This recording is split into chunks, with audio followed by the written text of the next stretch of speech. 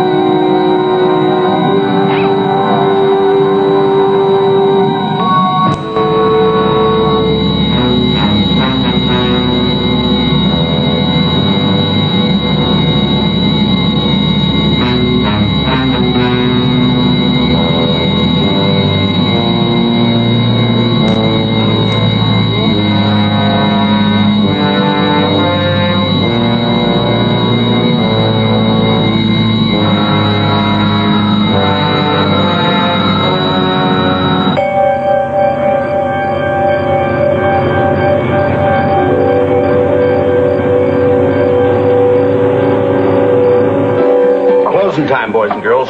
You got about 10 minutes to catch the last tram down the Matterhorn.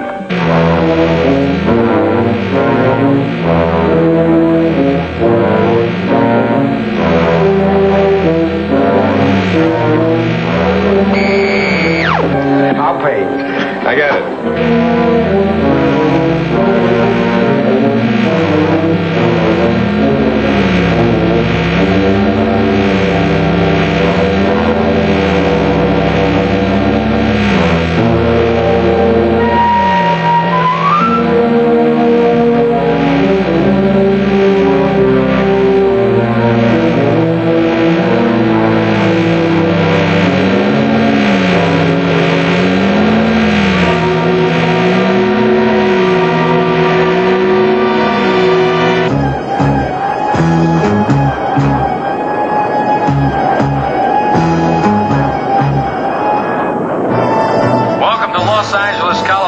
Sergeant. Yes, sir. And it looks like another storm front moving in. Yeah, they're going to get more rain, all right. And I didn't pack my raincoat or my cap cover. Norton Air Force Base. See it down there off our left wing. 9 o'clock low. No, sir. Can't make it out. Try it now. Yes, sir. I do see it now, sir. I do indeed.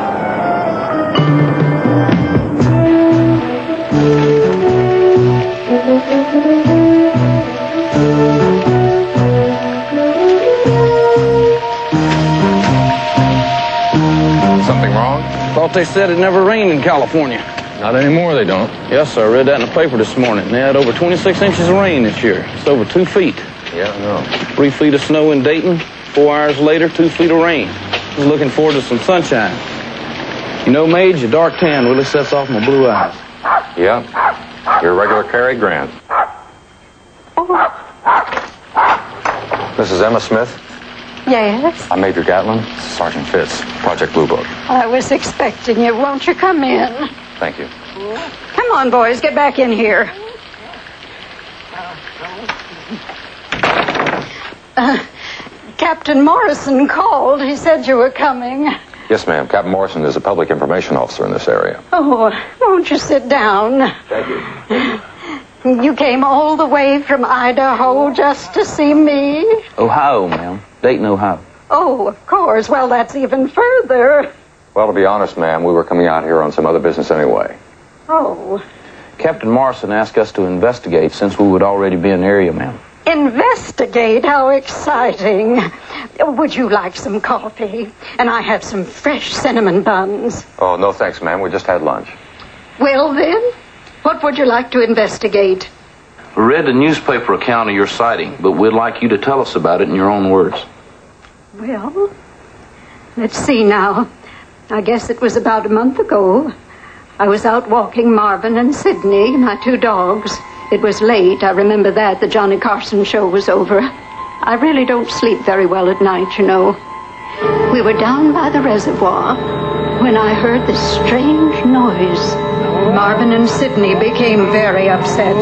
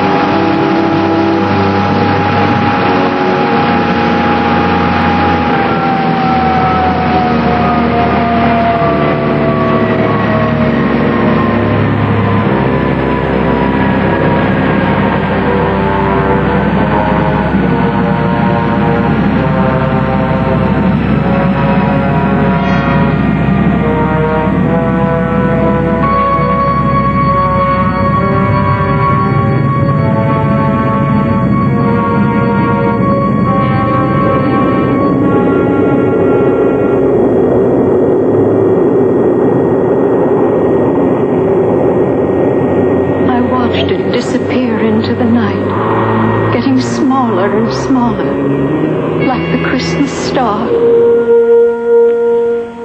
I wish I could have gone with them. They wanted me to, you know. Who wanted you to go? They did. The lights told me. I just knew that big machine was beckoning to me. I guess I was right. How's that, ma'am? About 2 weeks after the visit, 2 men came to see me. Oh, they were so nice. So different from Earth people. Are you saying these men were alien beings? From Venus. I'm positive of that. Is that what they told you? No, they didn't say so exactly. It was just something I felt. Well, anyway, it was a Sunday afternoon, 3 years to the day my dear husband Kenneth disappeared. I had just finished fixing a snack for Marvin and Sidney when the doorbell rang.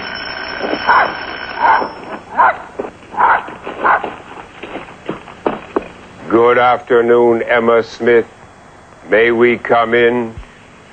Oh, huh? You have been expecting us, haven't you? We watched you the other night from the spaceship Venusia. We signaled you with our lights. We were hoping you would understand. I did. I did understand. You wanted me to go with you. That's right, Emma Smith. We wanted you to go with us. You have been chosen because you have always been a good woman, and you have suffered grievously. What one thing would you wish for more than anything else in the world? Kenneth, perhaps? Kenneth? Can you bring Kenneth back to me? No, we cannot bring him to you, dear Emma Smith, but we can take you to him. Oh, yes, please. Where is he? He is alive and well on the planet Venus. When can we leave? You must have patience, Emma Smith. The journey to Venus takes several months. How much money did they want, Mrs. Smith? Oh, they didn't ask for money. Well, at least not for themselves. But they did say there would be expenses. Well, yes, they did. You sound as if you know these people. Do you? No, ma'am. We'd like to. Please go on. Well, they said they would need Earth money to buy supplies and special clothing for me. And I would need a breathing apparatus until I became acclimated to their atmosphere. It's very thin, you know. How much money did they ask you for? Well, I told them that I had about $40,000 in the bank, and they said that would cover it nicely. Yes, ma'am, I'm sure it would. And since I wouldn't be needing Earth money anymore, they suggested I take it all out, and whatever was left over, I could convert into Atmos at the Interplanetary Exchange. Into what, ma'am? Atmos. That's the currency on Venus, and it's worth much more than our money. 100 Atmos to one of our dollars. Mrs. Smith, what happened to your husband? I never knew. Until now, of course. He went out one Sunday afternoon down to the drugstore for cigars. I never saw him or heard from him again. Have you taken the money out of your bank yet? Oh, indeed. I closed out my account just this morning.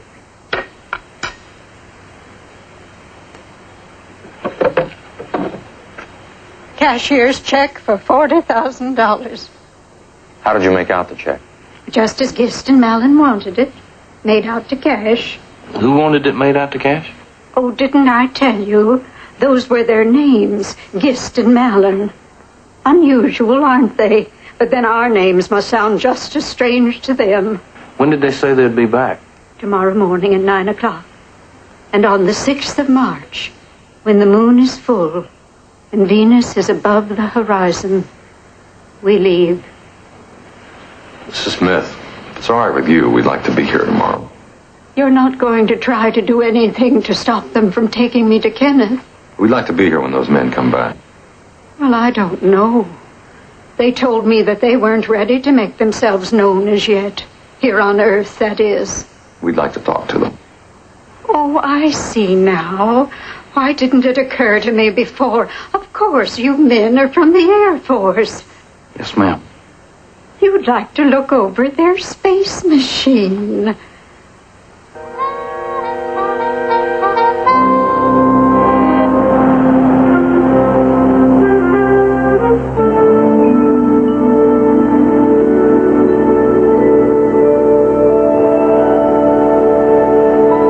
Sergeant Cook, please, ma'am. Coming on now, sir. Thanks. She said it'd be just a minute. How long have you known this Sergeant Cook? Put through jet qualification with... Yes, Jake Gatlin, Bill. How are you? Fine. Yourself? Good. Listen, pal, I think we're involved in some GI work you might be interested in. An elderly lady by the name of Smith reads like bunco all the way to us. Yeah, that's right. Could you meet us at 2217 Lakeview tomorrow morning about 08:30? Okay, pal. See you then. Shank, the evening just about to come up, Mage. What do you say we go out on the town and see if we can't get into trouble? What do you mean by that, Sergeant? You know, we might get lucky. Run into Charlie's Angels. We've got that space symposium tomorrow at 1100 hours. Our visitors from Venus at 0900. Charlie's got 3 angels. That's one too many, friend. My, you're prompt. Where did you land this time? We instructed our space captain to land us in your beautiful Orange County. Do you suppose anyone saw you? No, Emma Smith. We employed our Inviso-ray. We almost always do during daylight flights. I see. You'll be happy to know, Emma Smith, that all the arrangements have been made and approved. You are a very lucky lady. How is Kenneth? Healthy and happy and awaiting your arrival. How soon will we be leaving for Venus? As we told you, the 6th day of March, Earth time. Do you have the money, Emma Smith? How much did you say it would be? 40,000 of your Earth money, in dollars. And then you will take me to Venus and Kenneth. As swiftly as our good ship Venusia can get us there.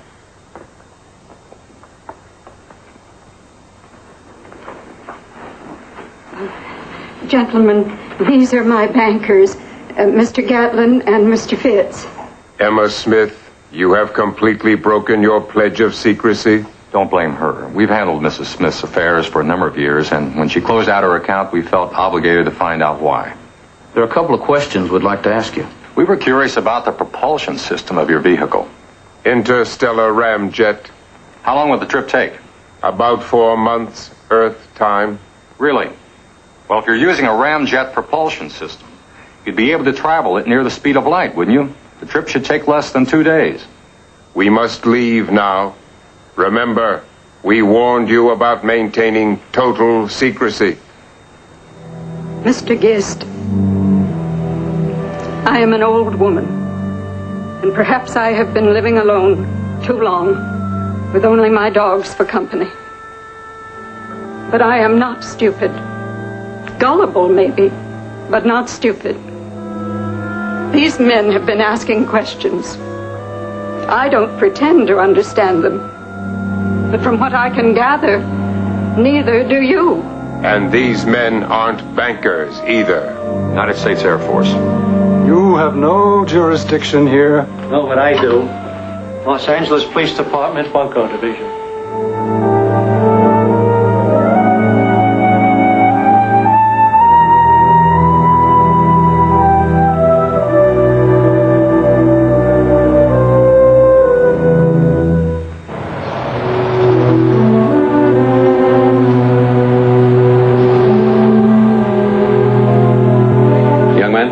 Major, what would the Air Force do if it were confronted with hard, incontrovertible evidence of an extraterrestrial visitation? Would they believe it?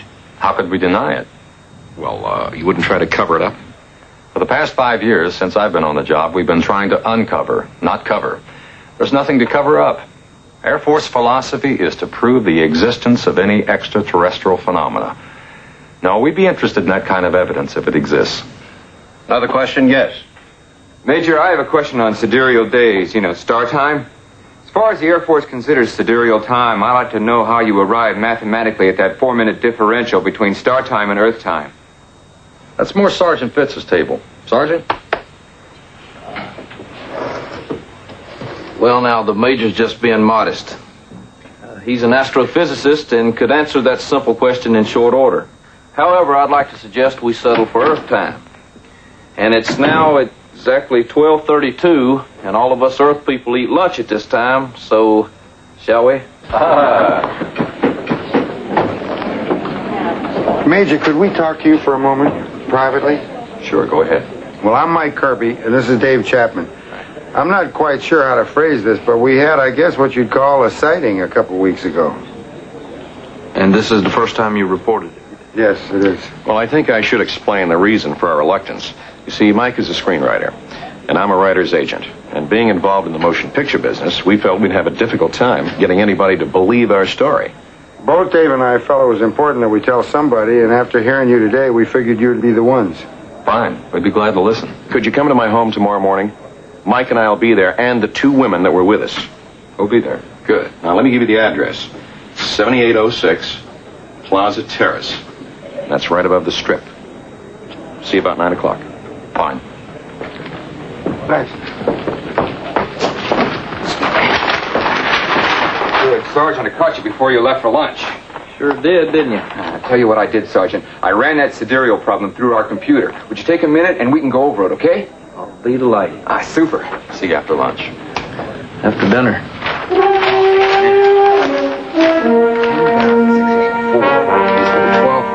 Well, listen, it's more than that.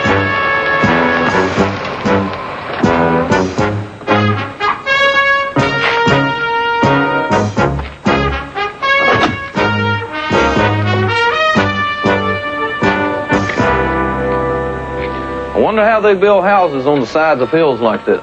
Very carefully. Good morning, Major. Sergeant, please come in. Thank you.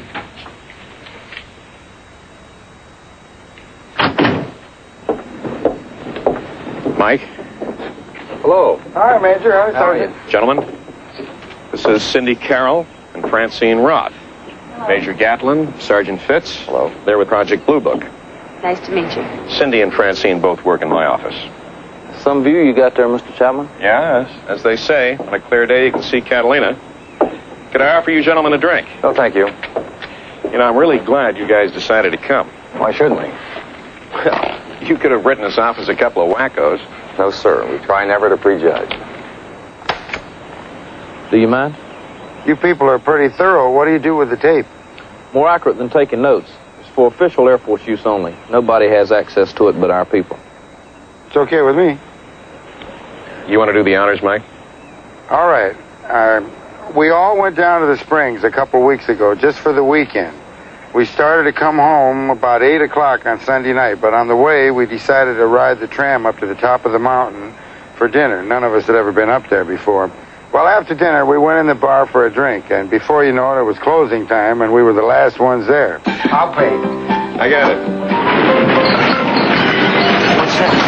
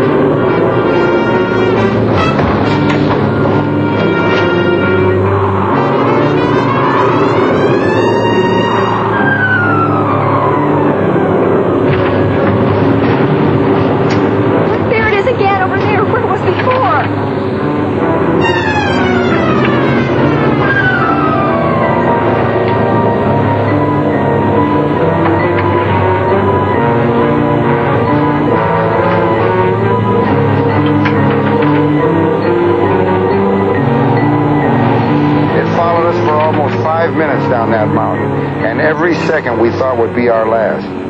Then it just peeled off for good and disappeared into the night. As you can imagine, it was an experience and a half. Were there any other witnesses besides the bartender?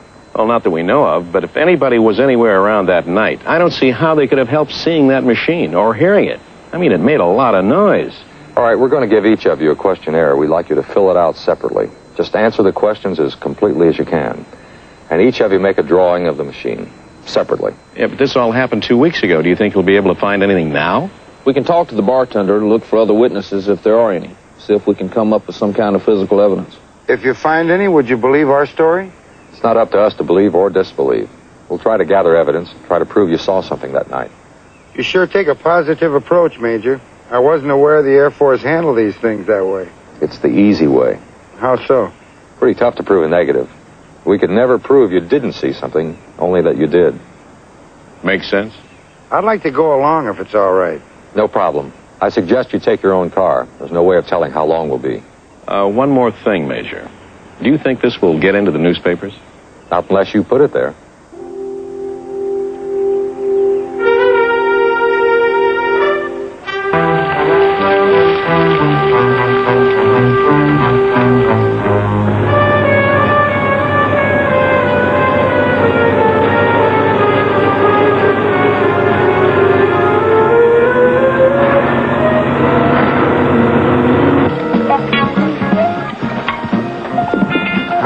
To see you again. Can we talk to you? Not right now. I'm kind of busy. We won't take up much of your time. Look, I don't know anything. Not a thing, okay? We understand. We're not here to cause you any trouble. A couple questions and we'll leave. Laurie, take her. We can sit here.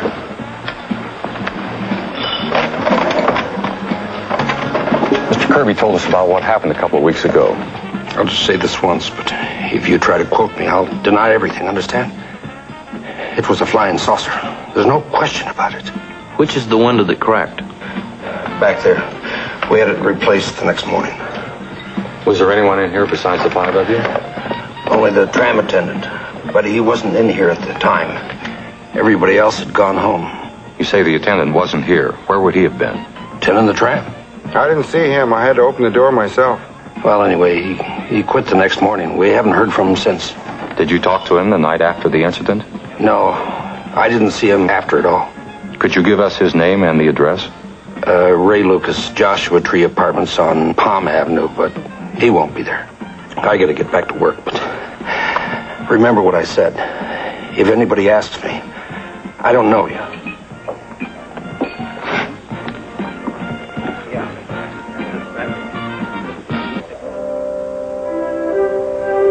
Getting a reading. Low-level background. Looks like it might have been burned. Hard to tell. Chimney has a spark arrestor on it. Hot sparks can squeeze through those screens sometimes. Sometimes. Snow pattern on this roof. This whole section, like it was melted off.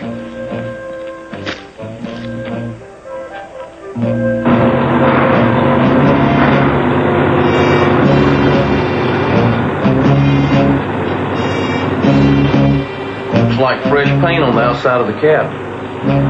The glass has been crazed. There's some rainbow effect. What's all that mean? The crazing or surface cracking can be caused by atmospheric compression, exposure to heat, or blowing sand. Rainbowing is usually a sign of excessive heat. So what you're saying is everything can be explained away so far? So far.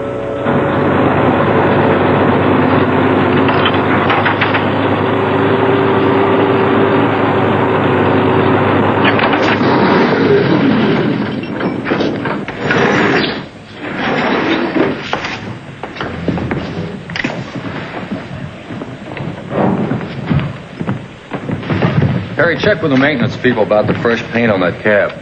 I'll meet you at the car, then some legwork. Right. Anything I can do to help? Not on this one. There are a lot of homes at the base of this mountain. I don't see how anybody could have missed it if they were just looking up. We'll let you know. All right, I guess I'll be heading back to L.A. then. Major, you ever have the feeling I'm having now? Sure, the bartender backed us up, but we all saw that weird machine. What if we can't find anything to prove it conclusively? I know the feeling, Mr. Kirby. In this job, it's a way of life.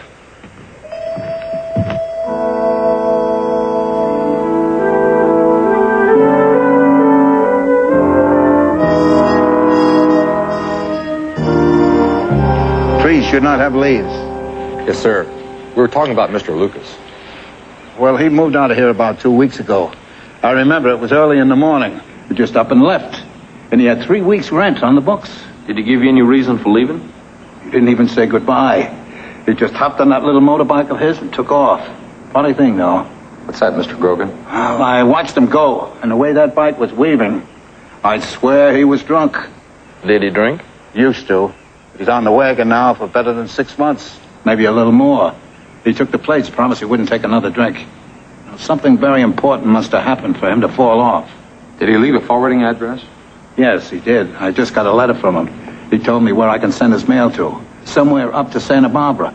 Could you give us that address, sir? Yes, I have it back in my apartment. Come on, I'll get it for you. Do you mind, Sergeant? Trees should not have leaves.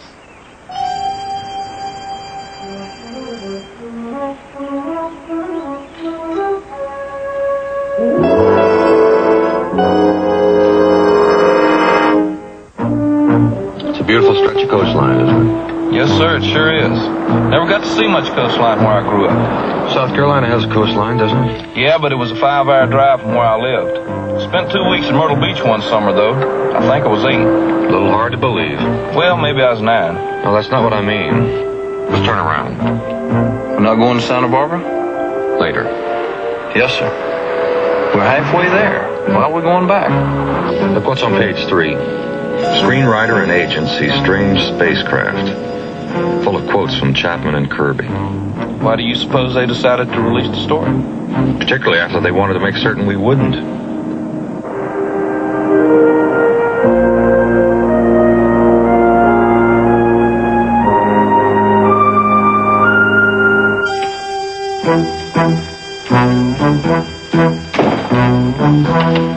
Well, hi. How are you? Fine, thanks. We'd like to see Mr. Chapman. Oh, gee, I'm sorry. He's not in right now. Do you know when he'll be back? Well, I'm sure he won't be too long, Major. Would you like to wait? Yes, thanks. I think we should. Okay, just have a seat. Thank you.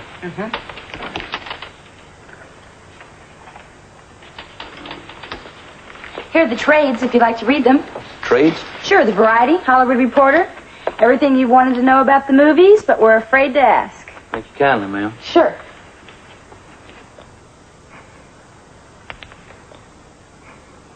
Listen to this. Dave Chapman has just set a deal with Independent Studios for Mike Kirby to write a screenplay based on his and Chapman's real-life encounter with a strange spacecraft. Any mention of Bluebook involvement? According to Chapman and Kirby, Major Jake Gatlin and Sergeant Harry Fitz of the Air Force UFO investigative arm, Project Bluebook, have indicated the sighting has been thoroughly investigated and pronounced it to be an authentic encounter.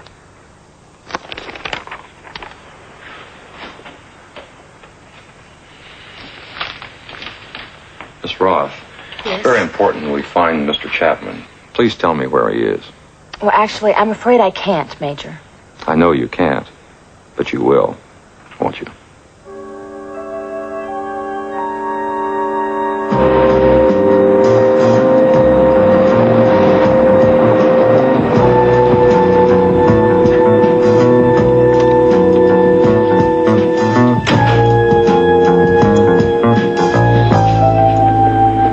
Major, Sergeant, nice to see you. Is it? Now look, Major. No, you look. Who gave you clearance to release that story to the news media? We have the right to do that. To release the story, yes, but you do not have the right to be spokesman for the United States Air Force. Well, it's actually your fault, you know. How do you figure that? We were going to keep quiet about it. But when we finally told you people, you didn't ridicule us. In fact, you actually went out and investigated. We felt if you believed this, then others would too. You lied when you put that story out. We haven't completed our investigation yet. Project Bluebook is not in the entertainment business, even though you people take the attitude that it is. Wait a minute, Major. Sure, we made a deal. That's how motion pictures get made. People have unusual experiences. You know, they write books about them and make movies about them. I know how it looks to you guys, but I swear to you that was not a hoax. The story we told you was true. That bartender confirmed it, didn't he? But that doesn't conclusively prove that you had an actual sighting. What about that evidence you sent back to your lab? We don't have the results yet. I wish there was something we could do to make this up to you. You're a motion picture writer, Mr. Kirby. I'm sure you know. What's that? You can't write the ending till you get there.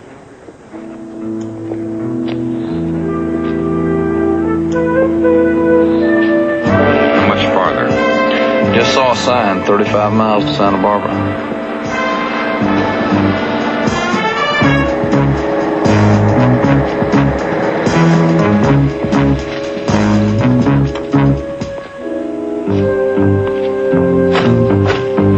I understand a great many retired millionaires live up here in Santa Barbara. Did you know that, Mage? I do now.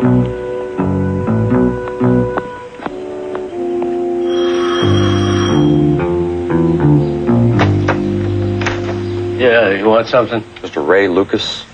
Who are you? This is Sergeant Fitz. I'm Major Gatlin, Project Bluebook. No, I don't want any. We'd like to talk to you a couple of minutes if we could. Can we come in?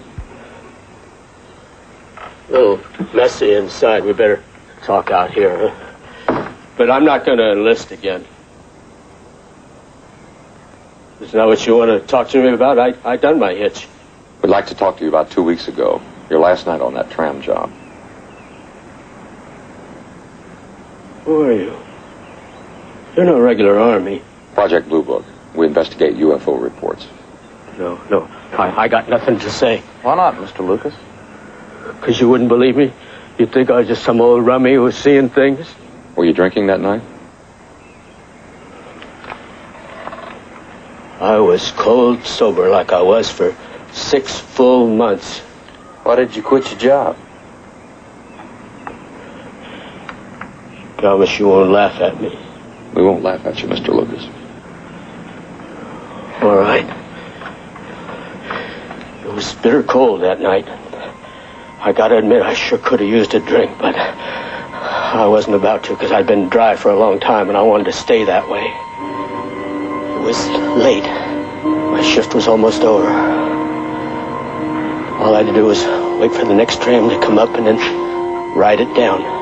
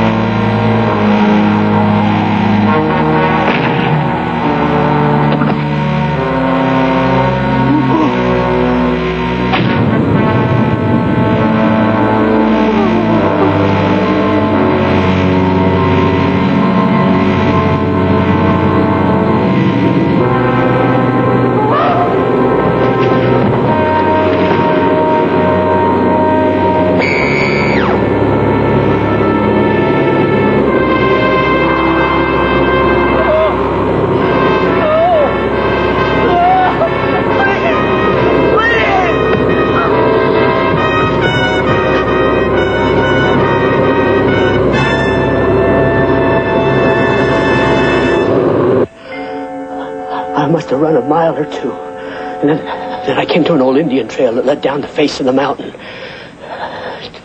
It was tough to follow in the dark. I slipped a couple of times. It took me most of the night to get down to the bottom. But about dawn, I came to the old Modu Indian reservation. And I just kept walking until I got home. And then I started drinking again. And I ain't stopped since. Whatever it was you saw, it's gone now. Maybe it's time you thought about giving that wagon another ride. Yes, sir. I'm trying. I'm going to stop real soon now. All right, Mr. Lucas, thank you very much. Major, thank you. For what, Mr. Lucas? For not laughing at me.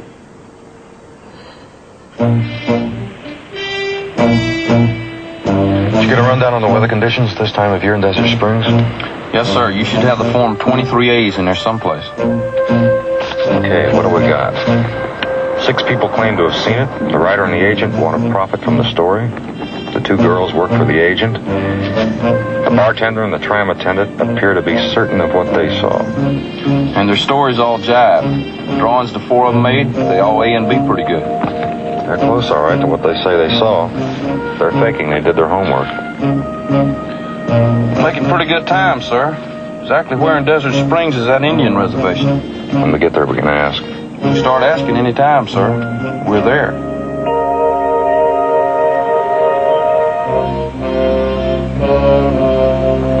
Our tribe has a legend. But then, of course, what Indian tribe doesn't? Anyway, many years ago, before the white man came, lights appeared in the sky above the mountain. My people took that as a sign of a great spirit. And the story was passed from generation to generation. What about 2 weeks ago? Did you see anything then? I saw some lights in the sky, up near the top of the mountain. What kind of lights were they? If I remember correctly, they were red and white. Some of them moved very fast, and the others seemed to be almost stationary. What do you think they were? Could have been anything. An airplane, a helicopter. Sometimes they have parties up at the chalet and release colored balloons. I really couldn't say what they were. Of course, if this were a couple of 100 years ago, we'd know exactly what they were. Wouldn't we? What's that? The Great White Spirit.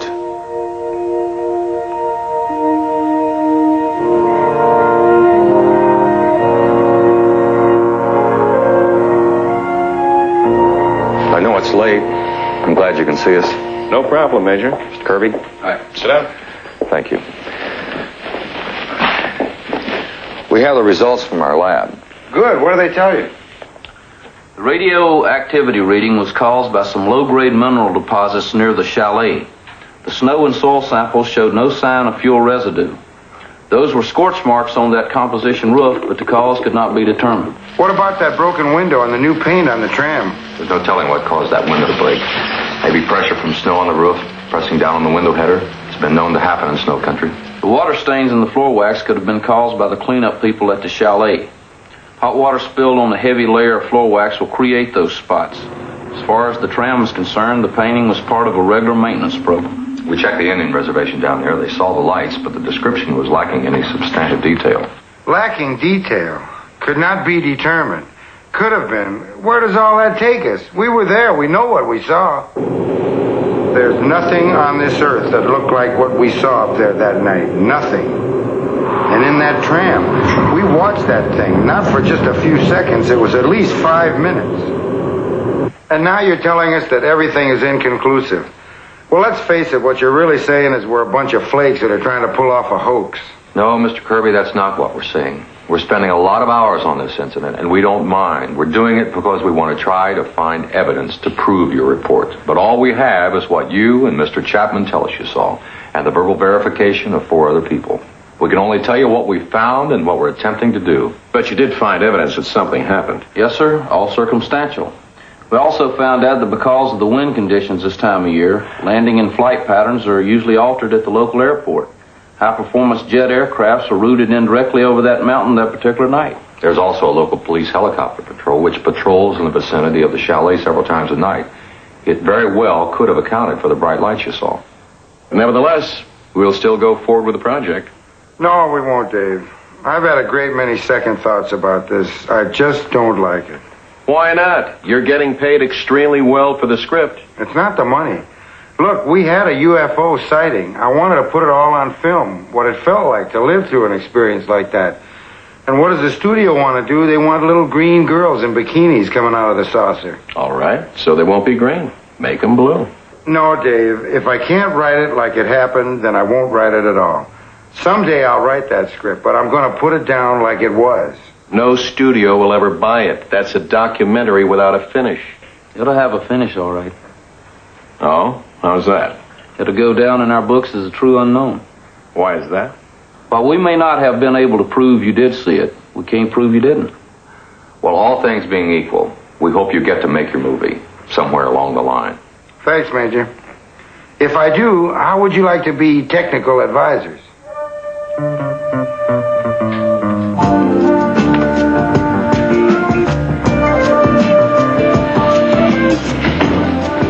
Nice view, isn't it? Thousands of tiny diamonds glittering in a black velvet box. Back home, I was known as the Poet Laureate of 6 Mile, South Carolina.